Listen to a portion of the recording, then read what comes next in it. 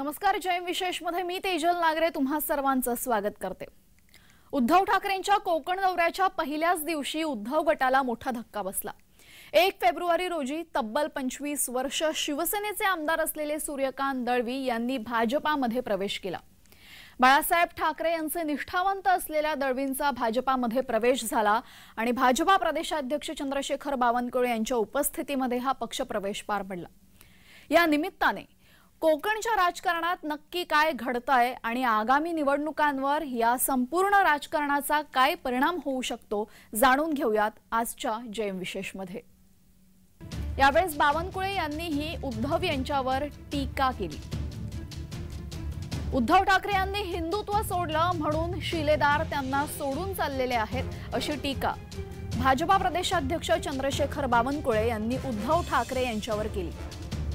कोकणामध्ये हा भव्य पक्षप्रवेश पार पडला। गेली 25 वर्ष बाळासाहेबांचे निष्ठावंत असलेले सूर्यकांत दळवी यांनी भाजपात प्रवेश केला आणि या निमित्ताने कोकणाच्या राजकारणामध्ये मोठ्या प्रमाणात बदल होण्याची शक्यता आहे। दरम्यान या पक्षप्रवेशानंतर दोघांच्याही प्रतिक्रिया समोर आलेल्या आहेत। बावनकुळे आणि दळवी यांच्या पाहूयात।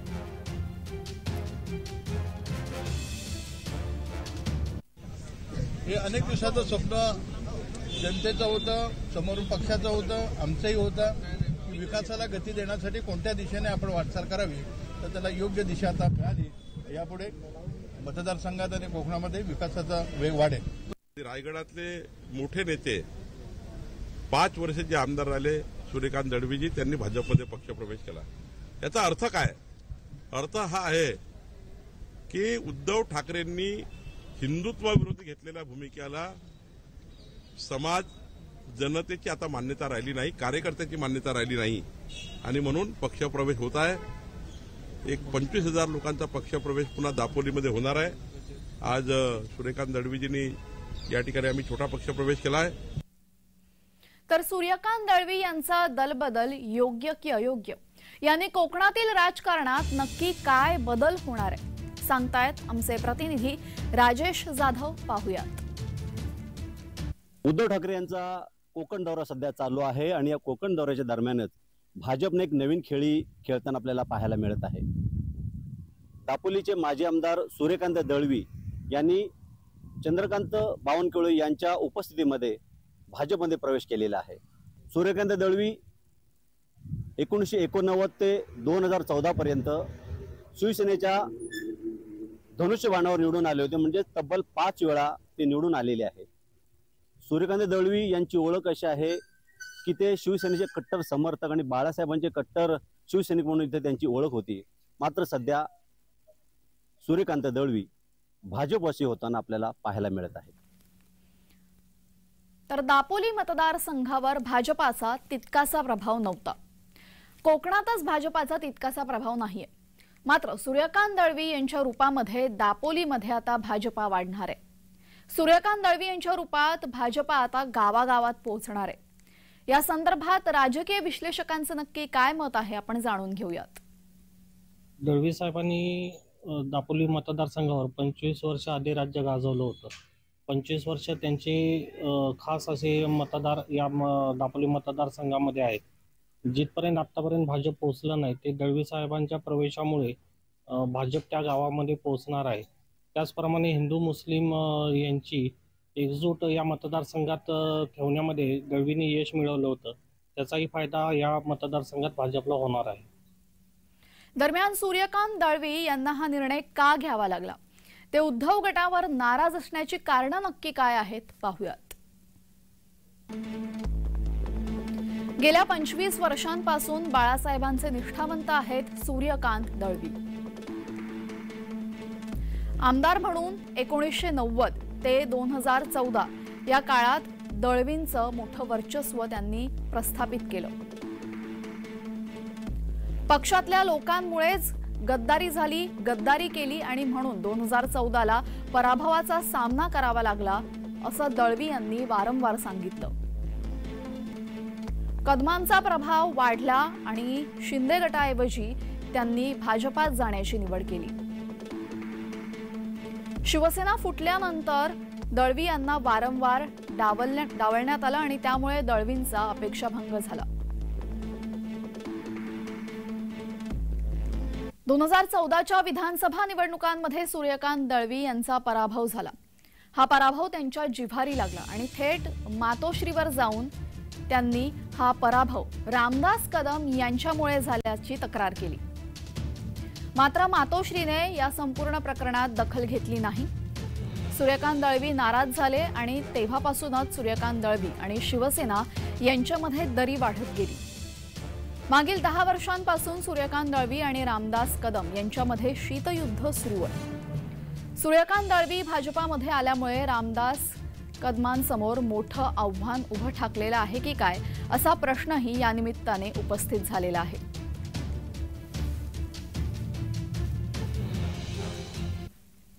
तर दळवी यांनी आता भाजपामध्ये पक्षप्रवेश केला आणि या निमित्ताने दापोलीतल्या बदललेल्या राजकारणांवर आणि मतदारसंघांच्या पुनर्रचनेमध्ये नव्या खेड मतदारसंघात जे बदल झालेले आहेत त्यावर एक नजर टाकूयात।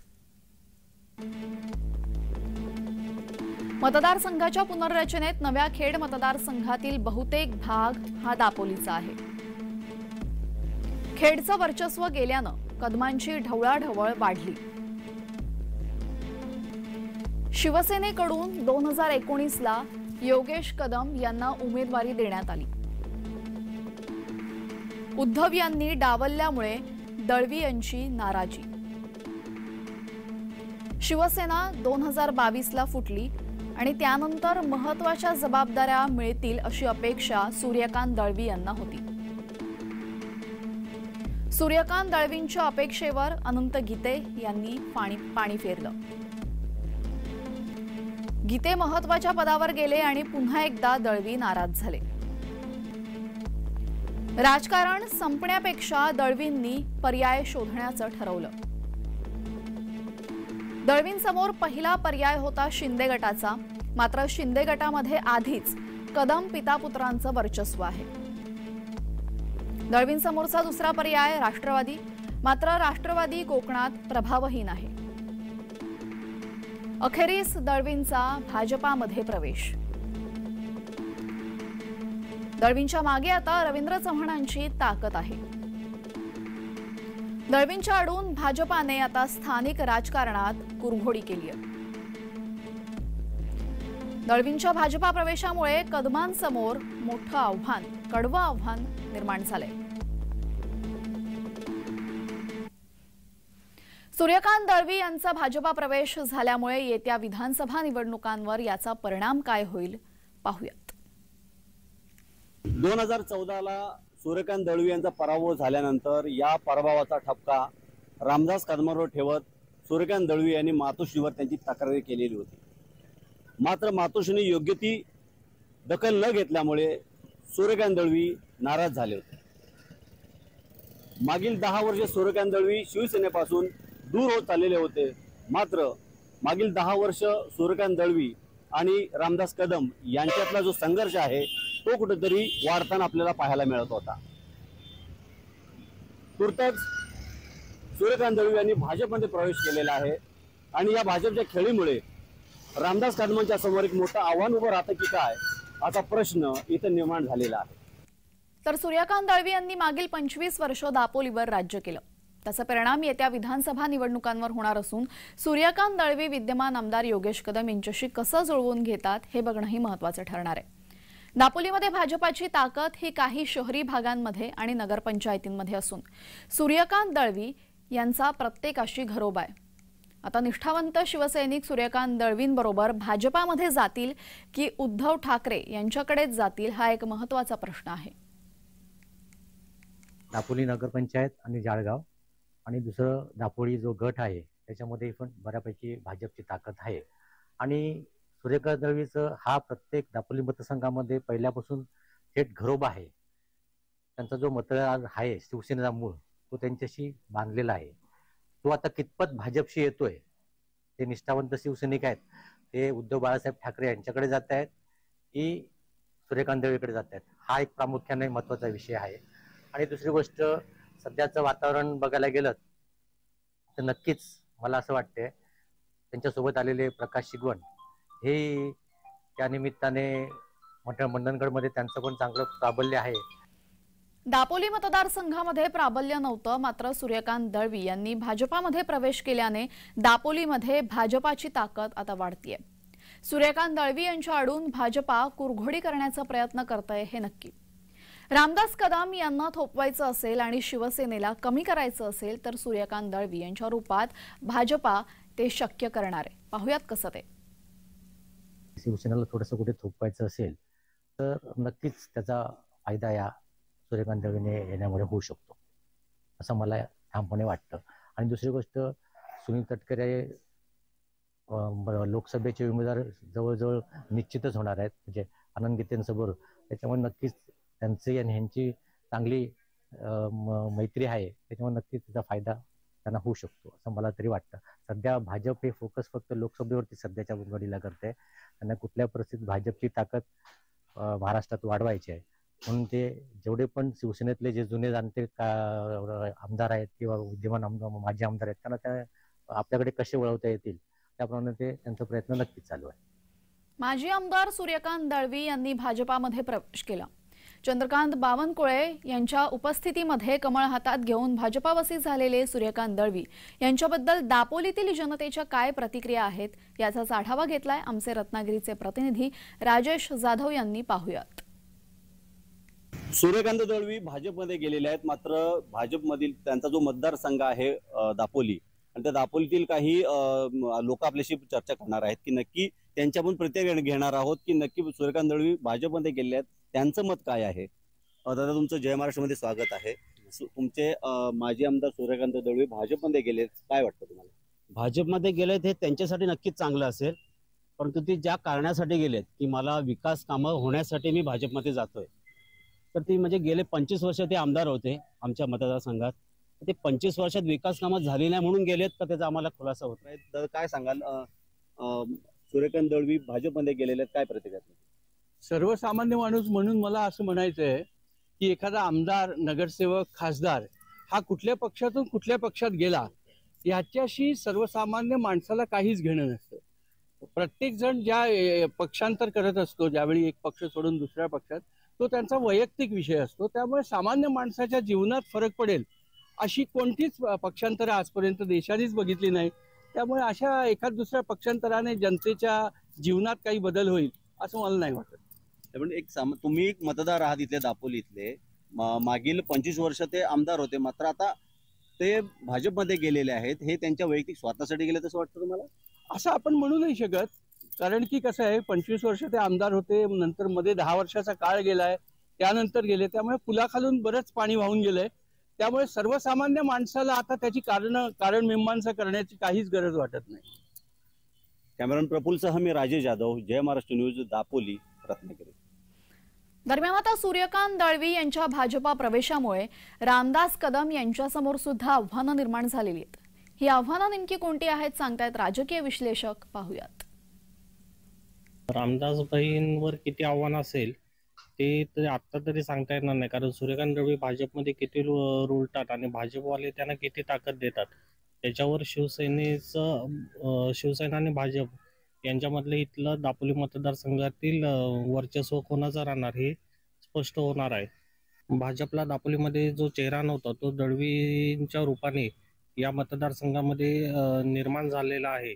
आता पुढच्या काळामध्ये जर समजा भाजपने स्वतंत्र उमेदवार उभा करायचा ठरवला तर दळवी हा त्यांचा एक पर्याय असणार आहे. 2009 मध्ये विधानसभा पुनर्रचना झाल्याने खेडमधील काही भाग दापोलीमध्ये आला आणि त्यामुळेच खेडचे आमदार रामदास कदम यांनी दापोली मतदारसंघावर आपला दावा सांगण्यास सुरुवात केली. 2014 मध्ये सूर्यकांत दळवी आणि रामदास कदम यांच्यामध्ये वाद झाला आणि या वादाचा फायदा नौखे राष्ट्रवादीचे उमेदवार संजय कदम यांना झाला आणि ते निवडून आले. 2019च्या विधानसभा निवडणुकांमध्ये संजय कदम यांचा पराभव होऊन रामदास कदम यांचे पुत्र योगेश कदम यांचा विजय झाला. आता मागील 10 वर्षांमध्ये सूर्यकांत दळवी आणि रामदास कदम यांच्यामध्ये राजकीय शीतयुद्ध सुरू आहे. शिवसेना आणि भाजपा यांची राज्य पातळीवर युद्ध सुरू असून आता दापोलीचे माजी आमदार आणि सूर्यकांत दळवी भाजपावासी झाल्याने रामदास कदम आणि सूर्यकांत दळवी हे एकमेकांशी कसं जुळवून घेत आहेत हे पाहणं आता महत्त्वाचं ठरणार आहे. 2009च्या विधानसभा पुनर्रचनेमुळे खेडमधील काही भाग दापोलीमध्ये आला आणि त्यामुळेच खेडचे आमदार रामदासभाई कदम यांनी दापोली विधानसभा मतदारसंघावर आपला दावा सांगण्यास सुरुवात केली. मात्र 2014मध्ये रामदासभाई कदम आणि सूर्यकांत दळवी यांच्या वादाचा फायदा नौके आमदार आणि राष्ट्रवादीचे नौके उमेदवार संजयराव कदम यांना झाला आणि 2014मध्ये संजयराव कदम निवडून आले. त्यानंतर 2019मध्ये पुन्हा एकदा संजयराव कदम यांचा पराभव झाला आणि रामदासभाई कदम यांचे पुत्र योगीदादा कदम यांचा विजय झाला आणि सद्यस्थितीमध्ये योगीदादा कदम दापोली मतदारसंघाचे आमदार आहेत. हे जरी खरं असलं तरी मागील 10 वर्ष शिवसेनेचे नेते रामदास कदम आणि माजी आमदार सूर्यकांत दळवी यांच्यामधला वाद मात्र मिटताना दिसत नाहीये. आता शिवसेना आणि भाजप यांची युती आहे आणि भाजपमध्ये सूर्यकांत दळवी गेलेले आहेत आणि शिवसेनेचे नेते रामदास कदम असल्यामुळे आता भविष्यामध्ये त्यांचं पटतं कसं हे पाहणं तितकंच महत्त्वाचं ठरणार आहे. कॅमेरामॅन प्रफुल्लसह मी राजेश जाधव, जय महाराष्ट्र न्यूज, दापोली, रत्नागिरी. यासह जय विशेषमध्ये वेळ झालेली आहे. इथेच थांबण्याची. सर्व प्रेक्षकांना जय महाराष्ट्र.